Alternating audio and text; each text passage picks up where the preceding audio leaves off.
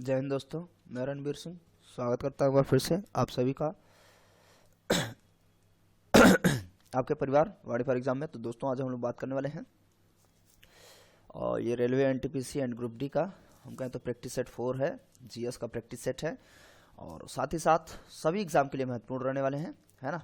चाहे वो बड़ा एग्ज़ाम हो यूपीपी से लेकर के आपका यूपीएससी तक, ठीक है, सभी के लिए महत्वपूर्ण रहेगा। सीधी सी बात है। तो वीडियो को एंड तक देखिए और चैनल पे पहली बार आपने विजिट किया हुआ है तो चैनल को सब्सक्राइब कर लीजिए और साथ ही साथ नोटिफिकेशन बेल को ऑन कर लीजिए जिससे मिस सकेगा नोटिफिकेशन सबसे पहले। दोस्तों के साथ शेयर करना बिल्कुल ना भूलें। चलिए शुरू करते हैं। लाइक कर दीजिए वीडियो को। प्रश्न ये था पिछले आपके सेशन का कि विक्रमादित्य की उपाधि किसने धारण की, ठीक है। ये जो है प्रश्न आपका मतलब पिछले सेट का था, है ना, सेट नंबर 30 का। तो उसमें यह प्रश्न पूछा गया था कि विक्रमादित्य की उपाधि किसने धारण की। तो ऑप्शन क्या है, अशोक और बिंदुसारा लिखा है, बिंदुसार होगा यहाँ पर, चंद्रगुप्त और समुद्रगुप्त। तो ये तो देखिए अशोक, ये तो बड़ा इजी सा है ना। तो इसका जो करेक्ट आंसर होएगा चंद्रगुप्त। चंद्रगुप्त मौर्य नहीं, ठीक है। चंद्रगुप्त तो इसके मतलब दादाजी हो जाएंगे, है ना। तो चंद्रगुप्त मौर्य नहीं है, चंद्रगुप्त, ठीक है। जो गुप्त वंश, जैसे श्रीगुप्त ने गुप्त वंश का है, श्रीगुप्त ने इसकी स्थापना की थी। श्रीगुप्त के बाद आता है चंद्रगुप्त प्रथम, फिर घटोत्कच, फिर इसमें रामगुप्त, फिर चंद्रगुप्त द्वितीय।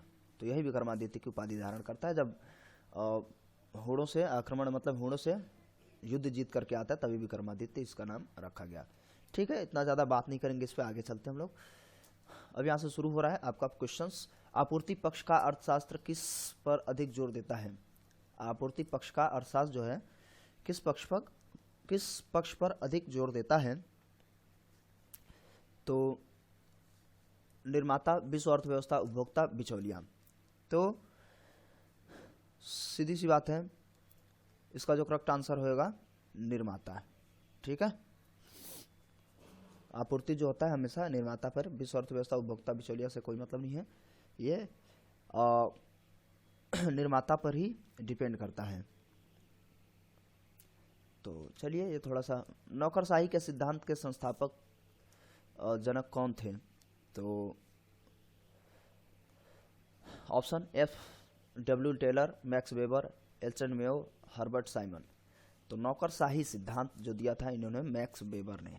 मैक्स वेबर जो है आमतौर पे जर्मन के समाज विज्ञानी कह सकते हैं थे, है ना। तो इन्होंने नौकरशाही सिद्धांत को प्रस्तुत किया हुआ था। इसके अनुसार क्या होता है ना कि नौकरशाही में संगठन और प्रशासन की औपचारिक प्रणाली होती है। ये इसमें कार्यकुशलता और प्रभावकारिता, ये सब जो है इसको निर्दिष्ट किया गया है इसके अंतर्गत। तो ये इन्होंने ही कुछ बताया है वेबर जी ने। संयुक्त राष्ट्र संघ कब अस्तित्व में आया, ये तो इजी सा क्वेश्चन है। तो ये जो है करेक्ट आंसर क्या होगा, 1945, ठीक है। 1945 में ही अक्टूबर में बना था, 24 अक्टूबर, और 24 अक्टूबर 1945 को, ठीक है। यूएन का स्थापना हुआ द्वितीय विश्व युद्ध के बाद, है ना। द्वितीय विश्व युद्ध कब से कब हुआ था, तो हम कहेंगे 1939 से लेकर के 45 तक, 1945 मतलब। और इसमें भी 9 अगस्त तक ही हम कहें तो मामला समाप्त हो गया था। 9 अगस्त को जो 6 अगस्त और 9 अगस्त को हिरोशिमा और नागासाकी पर, तो नागासाकी पर जो है फैटमैन नामक बम गिराया गया था, द्वितीय परमाणु बम अमेरिका द्वारा। तो फिर इसके बाद जो है ये सब चीज़ें मतलब सब सही से रहे, फिर ये यूएन का निर्माण होता है, ठीक है, यूनाइटेड नेशन का। ज़्यादा इस पर भी नहीं बात करेंगे, ज़्यादा बात नहीं कर रहे हैं आज। अबुल फजल किस सूफी संत के पुत्र थे। शेख मुबारक, हजरत ख्वाजा नसरुद्दीन चिराग, बाबा कुतुबुद्दीन बख्तियार काकी। तो अबुल फजल जो है ये जो पुत्र थे ये अब्दुल नहीं अबुल रहेगा, ठीक है। अबुल फजल शेख मुबारक के पुत्र थे। और आपको पता होना चाहिए कि अबुल फजल जो है अकबर के नवरत्नों में से एक थे, सॉरी ये जिन्होंने अकबरनामा भी लिखा हुआ था, अकबरनामा, ठीक है, अकबरनामा पुस्तक इन्होंने लिखी थी। तो ये उनके वजीर हम कह सकते थे, है ना। तो ठीक ठाक मतलब इनका ओहदा था भाई। तो इस हिसाब से ये जो हो जाएंगे, बाकी तो ठीक है। आगे चलते हैं। शेख मुबारक के पुत्र थे। फ्रांसीसी क्रांति किस वर्ष हुई थी? तो फ्रांसीसी क्रांति भैया 1789 में हुआ था ना, 99 भी इसमें हाँ 79 से 99 तक ये चला था। तो इसमें ऑप्शन यही होगा, और कुछ तो करने की ज़रूरत ही नहीं है ना। तो फ्रांसीसी क्रांति, इसमें देखिए आप लोग नेपोलियन को सुने ही होंगे, है ना। तो नेपोलियन की बात ही अलग थी। तो ठीक है, फ्रांसीसी क्रांति के बारे में बस ये हो जाएगा, नेपोलियन, ठीक है, 1789 से स्टार्ट हुआ था। वंदे मातरम गीत किस पुस्तक से लिया गया है?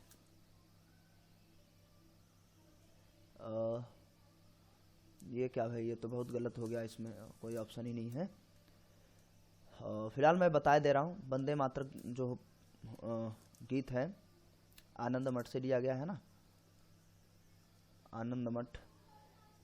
थोड़ा सा ज़्यादा गड़बड़ी हो गई भाई टाइपिंग करने वाले व्यक्ति से। चलिए, तो इसमें क्या है, बंकिम चंद्र चट्टोपाध्याय ने 1882 में आनंद मठ को लिखा हुआ था, है ना। इनका उपन्यास रही है ये, ठीक है। और ये जो है बंगाल को समर्पित करते हुए इन्होंने लिखा हुआ था, ठीक है। तो और ये जो है, इसमें ये कविता जो है आमतौर पे बंगाली में और संस्कृत में मिक्स करके लिखी गई थी, है ना।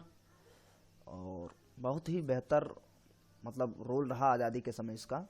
तो बस आनंद मठ याद रखिए, बंकिम चंद्र चट्टोपाध्याय या चटर्जी 1882 में इन्होंने लिखी हुई थी, ठीक है, उपन्यास था वो। अब देखते हैं, जड़ आवरण किससे उत्पन्न होता है? और टर्मेडोजन, ये तो ये प्रश्न बेहतर है। Calyptrogen, प्रोटोडम, histogen. तो इसका जो करेक्ट आंसर हो जाएगा कैलिप्ट्रोजन, ठीक है। ये जो है पौधों की, ये जड़ आवरण है, मतलब पौधों की जो जड़ों का आवरण होता है ना, उसमें ये हम कहे तो इसका ही रोल होता है। तो याद रख लीजिए बस, कैलिप्ट्रोजन। विलगित प्रोटीन की पहचान हेतु शोषक तकनीक क्या है? उत्तरी शोषक, पश्चिमी शोषक, दक्षिणी शोषक, फ्यूइन। तो भैया इसकी पहचान क्या है? पश्चिमी शोषक। ये थोड़ा सा देखिए समझने की कोशिश करते हैं सब विलगित प्रोटीन की पहचान। ये जो है कुछ प्रोटीन के जो है, जैसे मान लेते हैं जैसे वेस्टर्न कुछ करके प्रोटीन होती हैं, उनके नमूने लिए जाते हैं बिलियन में, और नमूने लेकर के 1 बिलियन में प्रोटीन की पहचान करी जाती है। तो इसमें वेस्टर्न ब्लास्टिंग करके कुछ होता है, उसमें ही इसका जो है मतलब इसकी पहचान होती है। तो बस ऐसा याद रख लीजिए, बस थोड़ा सा, इसको बहुत ज़्यादा मुझे पता नहीं इसके बारे में भी। पश्चिमी शोषक के अंतर्गत आता है भैया, याद कर लीजिए। आगे चलते हैं, गुणसूत्र की आकृति विज्ञान का अच्छी तरह से अध्ययन किससे किया जा सकता है? गुणसूत्रों की आकृति विज्ञान का अच्छी तरह से अध्ययन किससे किया जाता है? अंतरावस्था में, पूर्वावस्था में, मध्यावस्था में, जाइगोटिन में। तो इसकी जो पहचान है मध्यावस्था में बेहतर तरीके से करी जाती है। देखिए गुणसूत्रों की आकृति विज्ञान, है ना, गुणसूत्र आप जानते हैं। और जैसे अब देखिए इसमें जो इसको हम बहुत ध्यान से अगर मतलब इसमें हम अच्छे से अध्ययन करें तो आमतौर पे मध्यावस्था में ही, और मध्यावस्था जो है ये सारे के सारे चरण होते हैं, इसके मतलब स्टेज होते हैं, है ना। और इस समय जो है गुणसूत्र जो है अधिक संघनित रहता है आमतौर पे, और यानी कि घना रहता है वो, और घने होने के कारण ये पूरी तरीके से व्यवस्थित हो चुका होता है। और इसमें बहुत सारी संरचनाएं जैसे क्रोमेटिड, क्रोमोनोमेटा हो जाता है, मतलब बन चुका होता है। और सेंट्रोमियर का भी स्टार्टिंग हो ही चुका होता है। और द्वितीय संकुचन या हम कहें तो अड़भारी नाभिकीय, ये सब चीज़ों का टेलोमियर, क्रोमोसोमियर, सारे चीज़ें इसमें डेवलप हो चुकी होती हैं या हो रही होती हैं। तो इसलिए गुणसूत्रों की आकृति को अच्छे से स्टडी किया जा सकता है मध्यावस्था में। अब अग्निशामक, क्वेश्चन भी खत्म हो गया क्या बड़ा जल्दी। अग्निशामक के लिए हम किसका प्रयोग करते हैं, तो ये देखिए कितना प्यारा सा क्वेश्चन है। तो भाई अग्निशामक के लिए किसका प्रयोग करते हैं, hydrogen, carbon monoxide, carbon dioxide, marsh gas.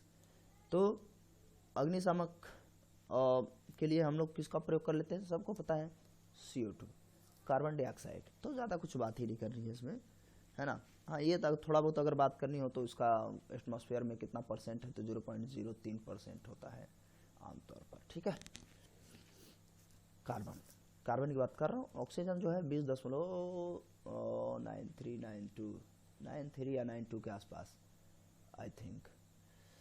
हाँ, तो मोटा मोटी 21% आप कह सकते हैं, 93 ही होता है मुझे लगता है, ठीक है। चलिए, नाइट्रोजन सबसे ज़्यादा होता है, 78 करके होता है वो भी, तो 78% कह सकते हैं, है ना। चलिए आगे, ये आपके लिए प्रश्न, क्यूरी किसकी यूनिट है, रेडियोधर्मिता, गामा किरणों की ऊर्जा, गामा किरणों की तीव्रता, कार्यफलन। तो इसका आप, मुझे उम्मीद है कि आप आराम से इसका आंसर कर पाएंगे। और मैं आपको बता दूं कि इसके लिए ये प्रथम महिला थी जिनको मैं नाम भी बता दूं, मैडम क्यूरी, जिनको नोबेल प्राइज़ भी मिला हुआ था फिजिक्स के क्षेत्र में, ठीक है। तो बताइएगा इसका क्या आंसर होना चाहिए, क्या रेडियोधर्मिता है, गामा किरणों की ऊर्जा है, गामा किरणों की तीव्रता है, कार्यफलन है, जो भी हो आप इसका आंसर, करेक्ट आंसर ABCD का ग नहीं हो पाएगा आमतौर पे आपसे, तो आप ABCD या 1 2 3 करके भी आंसर कर सकते हैं। और ज़्यादा से ज़्यादा कमेंट करिएगा कि भैया कैसा लगा वीडियो, आपको कैसा प्रयास रहा, मोटिवेट मैं हो सकूँगा आपके कमेंट से। और लाइक करिए वीडियो को। यदि आपने अभी भी चैनल को सब्सक्राइब नहीं किया हुआ है तो कर ही लीजिए, साथ साथ नोटिफिकेशन यानी कि घंटा, उसको बहुत ज़ोर से बजाइए। और बस इतना ज़ोर से बजाइए कि बस वो बज जाए, आपका फ़ोन ना टूटे, ठीक है। नहीं तो समस्याएं तो भाई हो जाएंगी, ठीक है। फिर मिलते हैं अगले वीडियो में, बने रहिए चैनल के साथ। तब तक के लिए नमस्कार, जय हिंद, जय भारत।